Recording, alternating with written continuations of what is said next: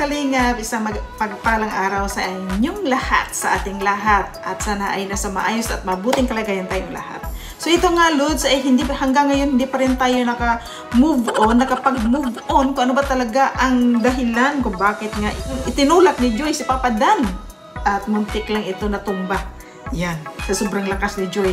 Hindi pa rin talaga nabigyan ng hustisya ito. Kasi hanggang ngayon, wala pa rin nagsasabi kung ano ba talaga ang sinabi ni Papa Dan, kung yung dahilan kung bakit naitulak na ito ni Joy. At ganyan kaganda ng kanilang tawanan, ganyan kasarap ng kanilang tawanan. Hindi natin alam. Pero may mga bagay naman na napaliwanag na lahat. Ito, gaya nito. Panoorin. Yung selfie natin. Ito po. Ito yung in-upload ko sa Facebook page ko. Ay, wala. Facebook page ko. Ano lang yan? Ito, medyo may justice na ito. May justice na. At nalalaman na natin kung ano yung sinabi ng Joy dito. Alam mo. Yan. Sige ma, sumonte natin ng 1 minute. Nagbabago-bago yan. Sige ma, sumonte natin ng 1 minute. Nagbabago-bago yan. Hindi na ganyan. Hindi naman yata. Yan. Kailangan kasi. Dito. Kailangan kasi. Oh. Si Joy ay kinilig. Nasuntok si Papa Dan. Oh. Ang lapit-lapit kasi. Oh. Abot. Oh. Abot. Isa pa. Abot eh. Abot talaga eh. Papa Dan talaga. Hindi naman ganyan eh. Sabi ni Joy. Ayan, may justice na. Pero ito, wala talagang justice. Ito, hanggang ngayon, hindi pa rin nalalaman ko ano ba talagang sinabi ni Papa Dan kung bakit siya na itulak itong si Joy. Kung bakit na itulak ni Joy, si Papa Dan, wala pa rin justice. Walang nagsasalita. Talaga. Wala talaga. Ayan. Abutan na ng isang Sabado. Yan, babalikan natin muli. Hindi, okay lang na mag-stay mo lang sa saglit. Tulungan ako. May service naman akong dala. Andiyan mo si Ryan eh. Kasama Okay lang. Oo naman. Tulungan ka na namin mag-ligpit dito. Okay lang? Oh, nagkat na agad. Wait lang.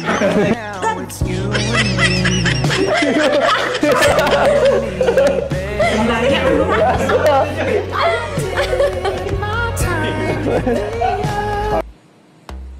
Ang daya talaga, Tina. Ay, nako. Walang justice. Wala talagang justisya dito. Yan. Sabi lang tayo. Pero habang naghihintay tayo ng justice na yan, kung sino talaga magsabi ng totoo kung anong nangyari, ito muna panoorin natin. Tatanungin ulit kita about dun sa nakaraan sinabi. May sagot ka na ngayon. Kung anong reaction mo or naramdaman mo tungkol dun. Hindi ko pa alam. Hindi mo pa alam? Hindi naman kita minamadali. Okay lang.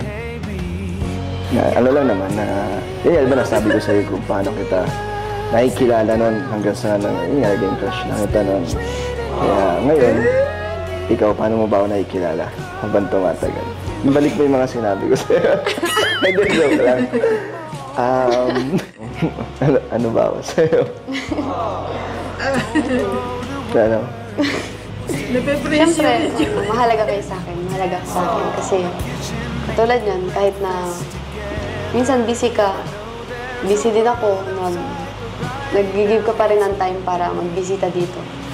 Tingnan yung kamay niya. Yan. Ay, hinihintay. Papa Dan, may hinihintay na sagot ni Joy. Ano ba? Din na speechless ako sa sinabi mo ano eh. Mahalaga ako sa'yo. So parang ano din ako, special someone mo. Pwede. Papunta na doon. Ha? Oo. Sunod yan. Sana ang next niyan. Huwag magmadali, Papa Dan. Antay-antay lang. Hindi, joke lang. Di man kita, minamadali. Tipong alam naman natin na sa serye lang tayo na nakapag-usap ng ganito. Pero ewan ko, basta masaya ako. Ako din. Masaya din. Siya din. Pag nag-enjoy, pag alam mo makikita mo ako.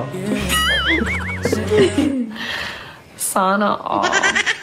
Kasi ako habang tumatagal, hindi ko rin ine-expect na unti-unti na rin pala akong na nade-develop pa unti-unti sa'yo. Totoo yan, Papa Dan. Natutuwa ako kasi may napapasaya tayong tao, may nagiging stress reliever nila tong pag nanonood sila sa atin. At masaya ako syempre na kasama ka.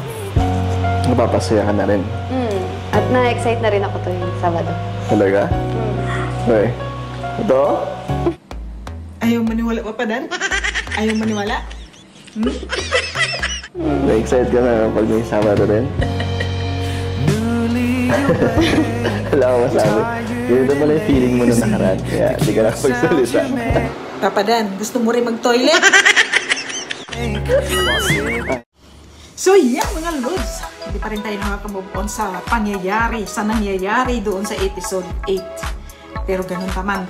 Sino man ang makapagsabi kung ano yung ginawa ni Papa Dan o sinabi ni Papa Dan kung bakit na itulak ito ni Joy, antayin natin kung sino makapag-reveal nun. Pero habang hinihintay natin, mag-enjoy lang tayo. Kailangan spread love and good vibes lang. Kailangan magmahalan. Iwasan ang stress. Ayan, kailangan happy-happy lang tayo. Thank you so much for watching mga lods, mga kalingap. Please don't forget to subscribe my channel. And huwag ka natin kalimutan ng ama ng kalingap. Siyempre si Kuya Bal Santos Matubang at Edna Vlogs at si Kalingap Rab. Siyempre supportan din natin si Kalingap Dan.